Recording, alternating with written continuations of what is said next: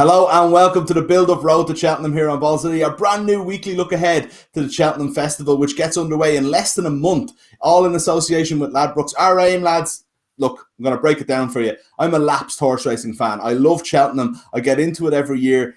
Didn't really in the last couple of years, not fully up to date, but I can be caught up, and I'm damned if I'm not going to be caught up by that Tuesday in March when it all kicks off with the Supreme Novices. The way we're going to do it is we're going to catch up on a couple of big races every week all the way, so that by the time Tuesday the 16th of March hits, you're ready to go, just as I am for the Cheltenham Festival. We're going to do it all in the company of our racing guru, our shaman of Cheltenham, as he likes to be called. He's actually put it in his contract that he's the man to be called. This Aonghus Ó Maicín. Aonghus, this is a big job because basically what you have to do is start me from scratch. You know, I still think that Desert Orchid is running in these races here, you know. So, I mean, Best Mate, I'm sure, is favourite for the Gold Cup, as he always is. Cotto Star and Denman might have a say in that. I don't know. But Moscow Flyer obviously will win the champion chase. So, you know, I know that much. But you're going to have to get me caught up a little bit before we start things. Are you up to the task? Right. So let's go back. There's these animals. They have 4 legs, long face. I'm only messing. Yeah, I know. I'm all up for it. Can't wait. Okay. I no better band for it. No better man for it. Look, we're gonna have a bit of fun along the way as well. As I said, like if you know what's already happening in Cheltenham, you're gonna get some information here that you didn't already have. If you haven't the clue what's going on in horse racing, I don't know. You're with me on that one. I've done a little bit of research for the couple of races that we're going to talk about this week, which is the Arkle, the second race of the festival on Tuesday. That's the Novices 2-mile chase. And a lot of former Arkle winners, obviously, will go on to the big race on Wednesday, which is the champion chase, the Queen Mother champion chase. That's the big race on Wednesday. We're going to look ahead to the 2 of them this week. We'll have other races as we go through the weeks here. And again, what our aim, once you hit that Tuesday, the Supreme Novices, we'll have to do that one of the days, Aonghus. Once the Supreme Novices hits on Tuesday the 16th, we're ready to hit the road and we know exactly what we're talking about. But the Arkle is the second race of the festival. This is always a fun one. Irish horses tend to dominate it, again, from what I can remember anyway. But just looking at the betting there, you can see it on the screen. Shishkin, 5-6 favourite. That is not an Irish horse. No, it is not. That's Nicky Henderson horse, but the 2 at the top of the market are very, very close. Yeah. Shishkin, the Nicky Henderson runner, Inaghermeen, the Willie Mullins runner. You know, it's good. There's going to be a lot of Henderson Mullins. We both know them, no matter if you're a lapsed horse race fan or not. We all know Nicky Henderson's Willie Mullins, and it's going to be the 2 lads are going to be at it. Again. Yeah. But this is really, really fascinating. I suppose, you know, you might try to get up to date with the horses who are running this year. No, you've been lapsed for a few years, but of the 2, you probably have heard of Shishkin. He was at the festival last year. He won the Supreme Novices last year. He won it very impressively. He was fantastic. He just bolted up the hill, which, you know, when you're at Cheltenham, you always hear, it always comes into every conversation. Can the horse get up the hill? No, he's a great horse, but can he get up the hill? And it's probably the biggest facet to consider when you're looking at what horses could be successful and what horses could be not. You look at their form, you look at the ground, who trains them. But at the end of the day, you know, a lot of horses come down the hill, the far side of the track, and they come to the bottom of the climb and they just go, look up. Nah, that's not for me. Like, that's not for me. Good luck. Where's the horse box? And you know, Shishkin proved last year that, you know, he relishes it. Yeah. Inaghermeen is he hasn't been there yet, but he's been phenomenal. And I'm just going to point out first, Mick, if we come back to the Arkle over the next few weeks, I'm saying the name once this week. I have been doing my research. I've been listening to commentators, connections. I'm struggling to get my head around the name. I was actually listening to Patrick Mullins, I think, discussing it, and he was it was I forget where it was, some TV show or whatever, and he was kind of saying it loosely translates as weirdo or something along them lines. So me deciding to take on the mantle of investigative journalism, went into the depths of Google Translate, and you know, there's a lot of terms that can be translated to, but loosely translated, Inaghermeen is the mad joke. So from now on, I think if you hear me referring to the mad joke, it's Bucko there, not 2-1. And okay, well, let's talk about him then. Is Energamine, which I'm glad you said it before I did, the mad yoke as it's translated. Willie Mullins as biggest. He's unbeaten over fences. I think he's unbeaten over jumps in general, actually. Right. So romped home in Leopardstown, Dublin Racing Festival a couple of weeks ago, but hasn't raced outside Ireland. Right. That's my knowledge of him. Does he race like a mad joke? Is he someone that, given that we don't know he can get up that hill, is his racing style, is his the way he has romped home in Leopardstown and wherever else nice, does that suggest to you a horse that can get up that Cheltenham hill? I mean, like he was at the Dublin Racing Festival. He's been racing in Ireland, in good races. You remember, these aren't just middling races. No, and he's yet to finish a race in the same parish as the next horse. Like he's just, he's miles ahead. He's he really is. Now, I mean, he still has to go to Cheltenham. And there's been some fantastic horses through the years, and they just haven't been Cheltenham horses. Like, it's a very specific track.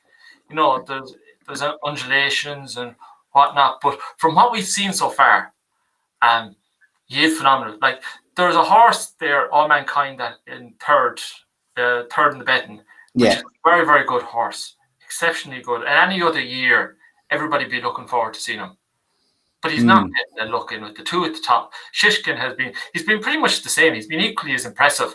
I say the reason he's probably edging out Energamine or the mad joke in the betting would be because he's proven at Cheltenham. He's been there before. He's gone. He won the Supreme, and he's coming back. Energamine will probably have to show that. But it's Willie Mullins. Yeah, I'm going to sit back. I'm going to be fascinated to see how this goes, because there's actually been comparisons between the reason that you came to me and said which two races would we cover, and I suggested the Arkle and Champion Chase because there's been a lot of comparisons being made between Energamine in the Arkle and Chacun Pour Soi, the favourite for the Champion Chase, because they both ran at Dublin Racing Festival. Obviously same track, Leopardstown, same weather, same. Just the ground was the same for both of them, same distance, same everything, jumps, both chasing, whatever. And you have sectionals, so you have timings where people go out to check how fast the horse runs from to the first fence and in the middle of the race, and then how it finishes. And the sectionals, the timings for Energamine and Chacun Pour Soi were very, very similar. So, like, Chacun Pour Soi is, and we'll come to this later, he's the highest rated horse in training. So what you're saying is that if Energamine is as good as he's so far shown, he could be like, he could skip the novices. He could be a Champion Chase horse already, never mind an Arkle horse.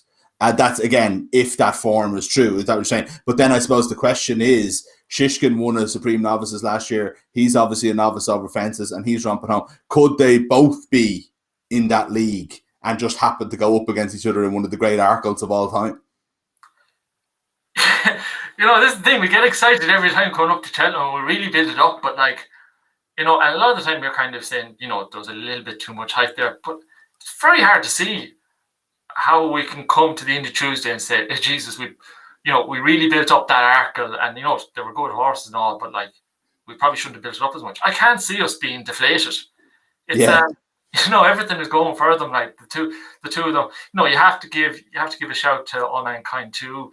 Yeah, All Mankind, I was going to say, is one of those horses. I think he was third in the Triumph hurdle last year. Goes over fences and has a really, really impressive year. Wins all three races, and it's like that's the classic step up from hurdles path to a really good chaser. Is it like that's fair to say, isn't it? Yeah. And then it's like because these two seem so exceptional, he's almost being ignored. Yeah, he's just it's a 2-horse race in everybody's eyes. But you have to remember, there's a lot of questions a horse needs to answer around Cheltenham. There's a lot of places you can mess up or things can go wrong, and you can't say that anything can happen. You can't rule him out. Like, he certainly could come on the day and the two of them get into a tussle at the front, or one of them goes off too keenly. anything can happen. But yeah, he's one to note. He is certainly, there's no doubt about it, he is the best of the rest. It's just, it's the lads ahead of him that just but there is a few other good storylines in the Arkle as well. There's one that I've had an eye on is Frank de Port, and I suppose the storyline here would be the jockey. Like you'd probably remember, Mick, you're not that lapsed, Don Cossack in the Gold Cup a few years ago. He won the Gold Cup for Michael O'Leary in Gigginstown and Gordon Elliott. But Brian Cooper was the jockey that day. And, it's a fantastic jockey. No, you don't win a Gold Cup unless you're a superb jockey. You don't win a Gold Cup just being average. And he won the Gold Cup, but, he fell on hard times a little bit where, he was the stable jockey or the retained jockey for Gigginstown. He lost that role. It's a very tough trade. And, he was struggling for rides. And, he got back in with latest exhibition, a Paul Nolan horse. And he got a few opportunities and he's been building himself up. Next thing, all of a sudden, Ruby Walsh retires from the saddle. Willie Mullins' nephew, David, has decided to retire. He's only still in his early 20s or mid-20s. He decided to retire young. So opportunities came up at Willie Mullins' yard, and, Willie has taken a punt on Brian Cooper. And he's really he has delivered. He's had a great view of Monkfish's backside over the last while, and Monkfish has been beating him in a good few races. But Monkfish is already, and we'll talk about him again. He's the favourite for it used to be the RSA, it's the Brown Advisory and Maribel Chase later in the week, and he's already been touted as favourite for next year's Gold Cup. So Brian Cooper, serious jockey. Frank de Port, because he's been beaten well by the bad joke. That does. No, this is Monkfish, but that shouldn't tarnish his reputation. But then there's another thing to consider here. Will he run in this race? Willie Mullins. Willie Mullins is notoriously hard to predict. I have two nags in the back garden, Mick, and the pair of us would sooner hop on them and win the Grand National on them than try and predict what Willie Mullins is thinking. He could go anywhere. I think even lads in the stable don't know where Frank de Port will go. But if he does turn up here, I think he's in with a puncher's chance. Each way, anyways. Yeah, absolutely. Well, he's 16-1. So again, we're going to talk each way. Odds like Sky Pirate 16-1, Black Bow 20-1, Fusile Raffles 20-1. They're the kind of horses that are in that regard. So you're talking about another Willie Mullins horse. These are the kind of races. This is the Supreme Novice where we find out if Willie's brought the horses over in flying form. We tend to know, and as I said, Irish horses do tend to win the Arkle. So if we go back to who's going to win the race, before you make a pick, actually, given that, say, the top three horses there have won all the races this year, I think that's 9 races, none of them have come up against each other. Do we know what kind of ground we'll be looking for any one of them? If it's raining all week, is that going to make a difference in this race? I don't think overly. I think, especially at the head of the betting, Shishkin and the Mad Joke are fairly, they're fairly impressive. I think they could take whatever Cheltenham throws at them. We'll see. I think they're that good anyways. But I think there's other races in the week where there's a few runners that would really relish the heavy ground, and if there's really heavy ground, they look like they'll go from from nowhere to be major contenders. I don't see it in this race as much. I think no matter what kind of what the gods throw up, the two boys, they're just class is class. Class is class. That's it at the end of the day. Okay then, right. So the other horse I didn't mention, by the way, I just skipped in my notes here, Captain Guinness, with Henry de Bromhead, who's been in great form this year, according to you, and Rachel Blackmore as well. So that's one of those ones that I think that there'll be a huge, at least, punters love of, if that's a horse that runs well. This year won at Punchestown, I think, there over Christmas or last year. So who are we going for? I'm taking it that you're going for one of the top two, maybe with a look at Franco Deporte as an each way bet. Is that fair enough? Yeah, I think that is fair enough. Franco Deporte definitely an each way bet if he ends up going there. That's the thing. I'd have more confidence in him running each way than I would in him actually running in the race, because it's Willie Mullins. Yeah, and I'd actually have a lot more confidence choosing between the top two if it was run the other side of the Champion Chase, because if the Champion Chase, let's say, was ran on a Tuesday and Chacun Pour Soi demolished the field, well, looking at the sectionals from Leopardstown, you'd be thinking, well, geez, if Chacun Pour Soi destroyed the field and Energamine was putting up similar numbers to Chacun Pour Soi, well, that leads you to believe that this is his race to lose. But unfortunately, that's not the way it turns out. It's the other way around. But I still think, I like Energamine, but I think you have to go with Shishkin just based on last year's performance, based on the resolve he showed getting up that hill. There's going to be a lot of repetition over the next few weeks. I'm going to keep saying, and no matter where you listen to people, the same thing's going to be brought up. Can they get up the hill?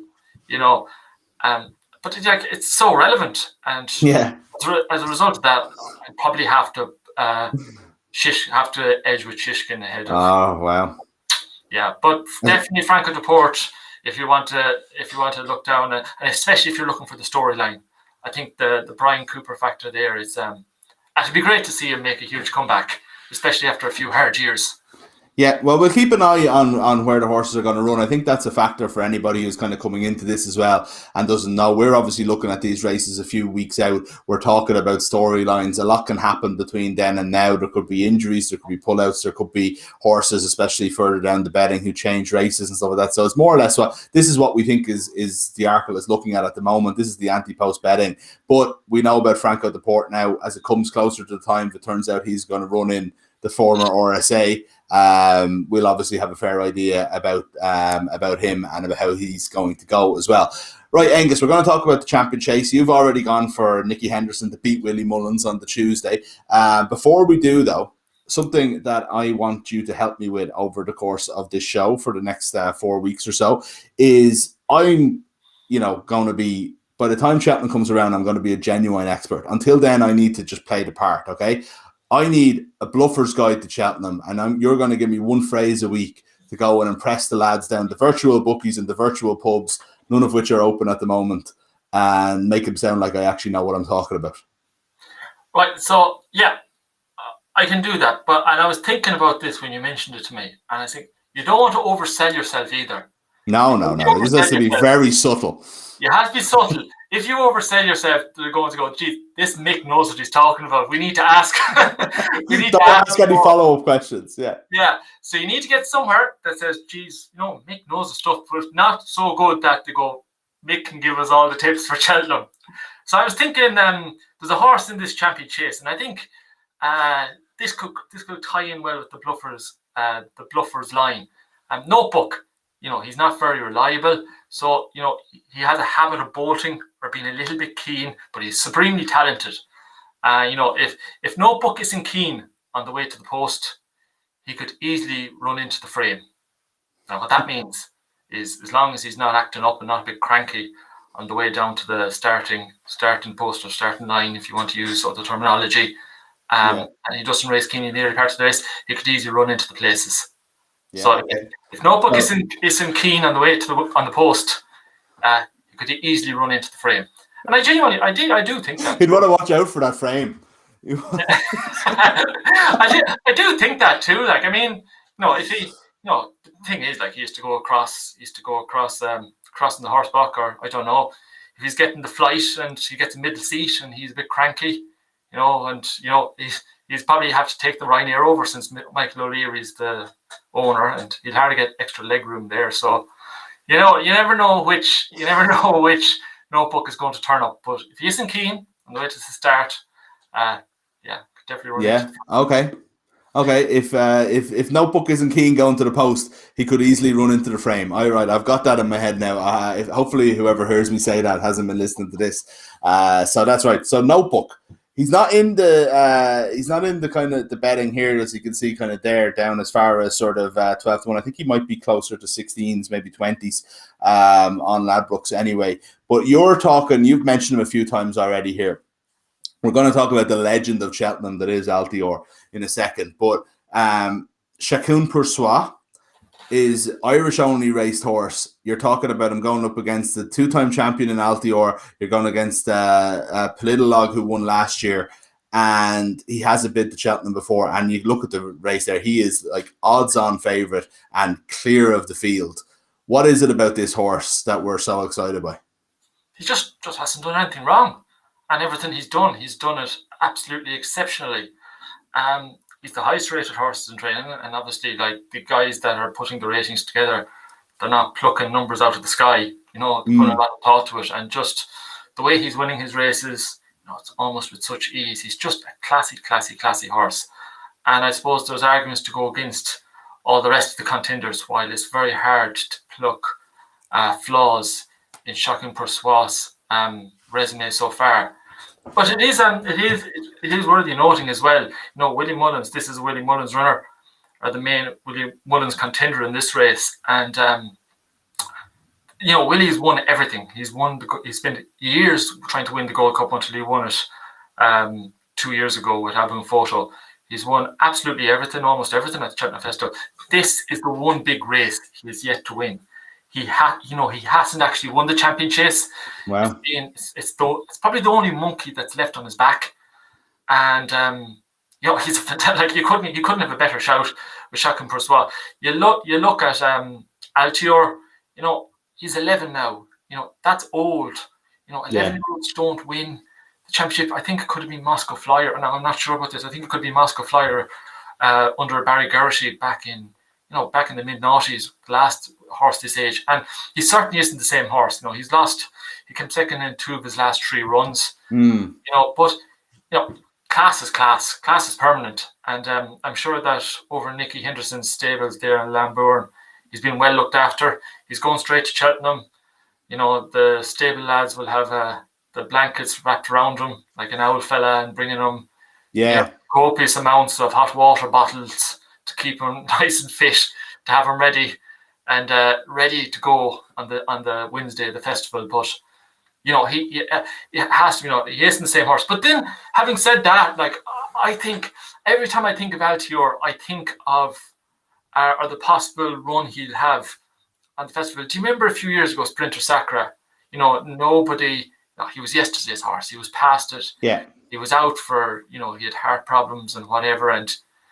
He won one of the best performances ever. Was it back in 2013 in the champion chase? But that was history. He's a granda now, nearly, you were saying, and me among them. I was one of the I was saying hope.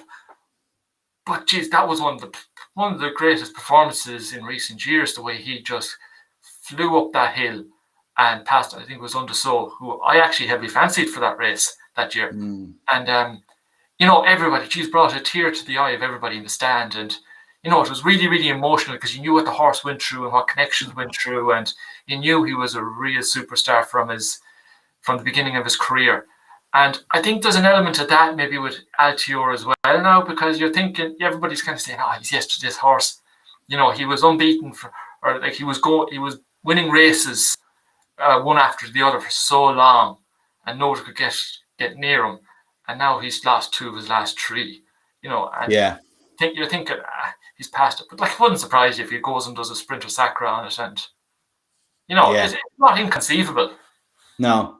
Can I ask you about this race in general, actually, before we kind of get back into, again, making the picks and maybe looking at some each ways and talking about how good this particular race is? But for maybe casual sports fans who'll tune into Cheltenham, and get really into it once a year, I definitely would include myself in that, but maybe not like horse racing people. For me, anyway, this race is the best race of the week. I prefer it than the Gold Cup. I always think that there's something about, maybe it's the 2 miles and the fact that it's as close to a kind of a thoroughbred race of the best horses that are in jumping, if you know what I mean, in jump, that are also jumping fences. but going at some speed in the way you'd see in maybe a flat race or even a hurdles race. And I always just find that there's horses that you fall in love with in this race as well. I don't know, is that something that is shared like by, I'm just thinking even off the top of my head, like Flagship Uberallas, Moscow Flyer, Masterminded, a lot of these horses that have just been around, that you kind of develop this relationship with year on year on. And then the other part of it is your point about Altior is that I have a terrible habit in this race of not realizing when the moment has passed. And that has happened with so many of these horses, these legendary horses. Sprint to Sack was probably the only one that came back from it. But you look at, was it Mastermind? It definitely was finished. Sizing Europe, I think, maybe had one of those as well. Viper Estades, I think, is who I meant actually earlier, as opposed to Flagship Uberallas. But, maybe it was Flagship Uberallas as well. Sorry, but I'm kind of going by memory here. But you know what I'm talking about. They do seem to be, every time there's a champion chase winner, it seems like this is the best horse we've ever seen at this race course. And then a year later, there's another guy to kind of come and take their mantle. And I'm wondering if that's the case with Altior. Yeah, I mean, talk about taking over the mantle, though. Political won it last year, but he probably hasn't got the credit that he's done. Like you said there, like another one comes along and immediately you're saying this is one of the greats of all time. When sometimes, but probably not. Altior certainly is one of the greats. But Political won it last year and everybody's like, oh, fair play to the Paul Nichols and the lads there for winning it. They wouldn't have won it if Shocking Persois and Altior turned up. It probably was a bit disrespectful. And I'm sure, Paul Nichols would love to prove a point this year coming back with Little Oak. But but as you said, it has produced some of the great champions. Like everybody breeds horses and buys a horse and owns horses with the intention of owning the winner of the Gold Cup. It's the blue riband. When you look back and you just look at pure, magic and just pure athletic. The Gold Cup can be more made for the plodders. These are just pure athletes, magic, mythical. That's when you're looking at the champion chase when it's just over the 2 miles. That's really like not. I hate to borrow the use of a cliche, but if you poetry in motion, that's what the champion chase winners are like. It's just as you said, lots and lots and lots of legends in there, and who knows? We certainly have one legend there already in Altior. No matter what happens, he'll always be remembered as a legend. You go back to other horses, like even though I was reading up there, found myself reading about Isterbrack back at the beginning of the millennium, and he lost to Champion Hurdle towards the end of his career or whatever, and lost races. You don't remember that. You remember all the ones he won. Remember the greatness, yeah. I am just looking at this though. The champion chase is I was just looking at the record here because I was actually right about the kind of when your time's up, your time's up. The amount of horses that have won 2, and Badsworth Boy in 1985 is the last to have won 3. So since then you've had Pearly Man won 2. He was replaced by Barnbrook again, won 2. Then you're looking a good few years later, Viking Flagship won 2, was second the third year. You always think these guys are going to go on and win it again, and they don't. So Moscow Flyer won 2. There was a year in between with him. Obviously, he was finished that time. There's a lot of horses. Mastermind had won twice, didn't come back the third year. And Altior, obviously, being, he didn't defend his title last year, but had won 2, and can he win the third one? It would be borderline unprecedented to win it in the 4th year, I suppose. He's already won at Cheltenham 4 times, so he's never been beaten at the course. That's what we always like. This to go back to your earlier point. These things are so important. Yeah, and I mean you have to remember there, just on your previous point about the window for a thoroughbred in national hunt racing is actually quite short. So you start training a horse. You put them into the hurdles. You realize then that they could be a good chaser. You put them into chasing division. They go to the Arkle. By the time they're going to the Arkle, it could be 6, 7. A lot of the runners in the Arkle this year are 7, so they'll be running in the champion chase when they're 8. By the time you're reaching 9, 10, the horses are getting old. You've seen horses run 11, 12, but you haven't, especially for 2 miles, because it's a sprint. There's not really many horses that have won champion chases recently that are 10, 11. It's you don't see 40-year-olds winning the marathon or 100 meters at Olympics. And people forget that. So I think that will emphasize just the superstar we have in our hands with Altior. If he does come back, because he is 11, that is he is a veteran. So you've talked about Chacun Pour Soi, who we think, again, we might know more on Tuesday if Willie Mullins has a big day on Tuesday. If Energamine goes and romps home in the Arkle, that price could come in a lot for Chacun Pour Soi, I would say. So it might be one for an anti-post bet if you do fancy him. But then you have Altior and Plitolog. They're the former winners. Noob Negra, you can see there at 9-1, beat Altior last time out as well, right? So they're all the English horses. Is there any other Irish challengers in here, or are they just letting Willie off with a great horse that there's almost no point in going up against him?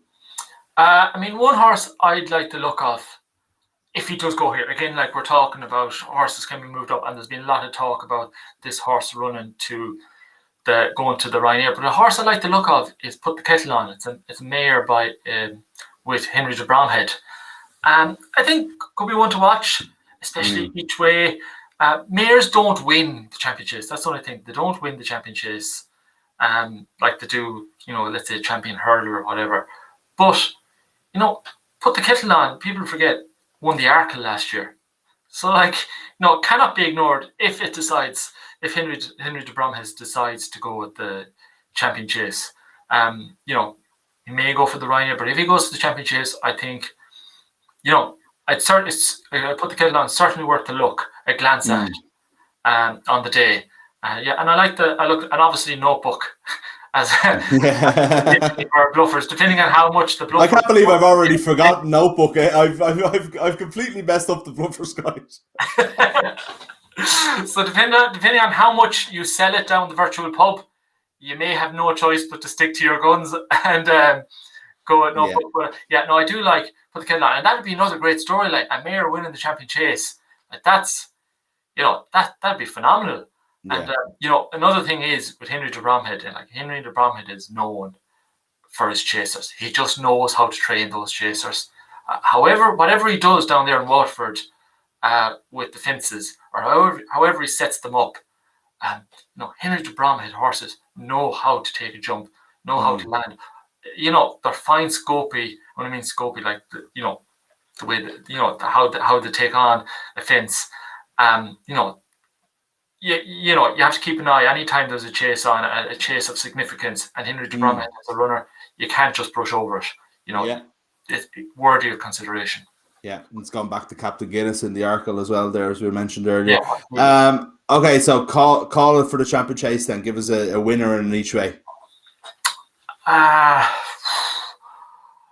You fancy Altior, don't you? I know you're not going to pick him here, but there's something telling you that Altior could do it, because you're after giving me 50 reasons why you can't, and yet you won't back against him. I am an absolute sucker for the heartwarming storylines. I try my best. It comes to the week, there's a horse here that's the obvious favourite, no flaws, nothing, and then you have this veteran coming, and it'll be a wonderful story.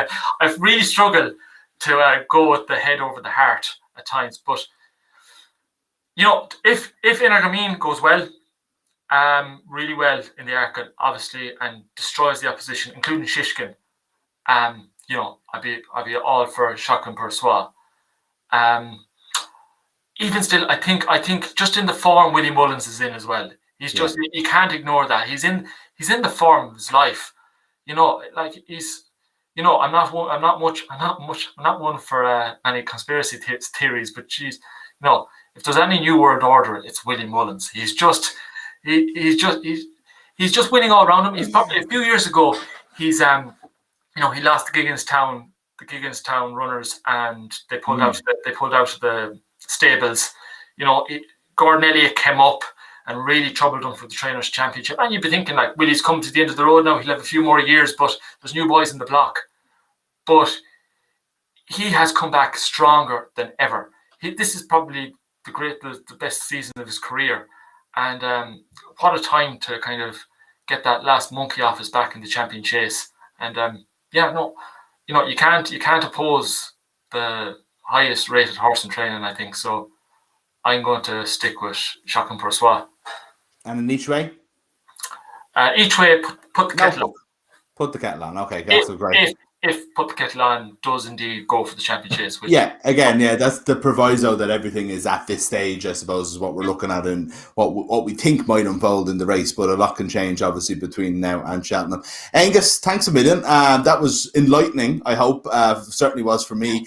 And we'll have another couple of races that we'll look at next week. We might look over the hurdles, maybe the champion hurdle and another race from throughout the week as we kind of get geared up for Cheltenham. Only 4 weeks away now. Not too far away at all from the festival, and it's going to be fun. We'll have a show every week with you between now and then, and we'll look ahead to all the big races, so to mark your card, get you ready, and get lapsed fans like me caught up ahead of the festival in the company of our shaman of Cheltenham, Aonghus Ó Maicín. Aonghus, thanks a million. Don't forget as well that Ladbrokes will have a free €1 bet for you in your Ladbrokes account this weekend. €1 bet will be dropping in everything. If you're having a look at any of the racing this weekend, might not be bad to get a start as we get in the build-up in the big racing time of the year at Cheltenham. Again, we'll be back with you next week with more from Aonghus. So we look ahead to 2 more races in the Cheltenham Festival, and we'll be back with more build-up before then as we look ahead to Ireland and Italy in the Six Nations with Stephen Ferris. So we'll talk to you then.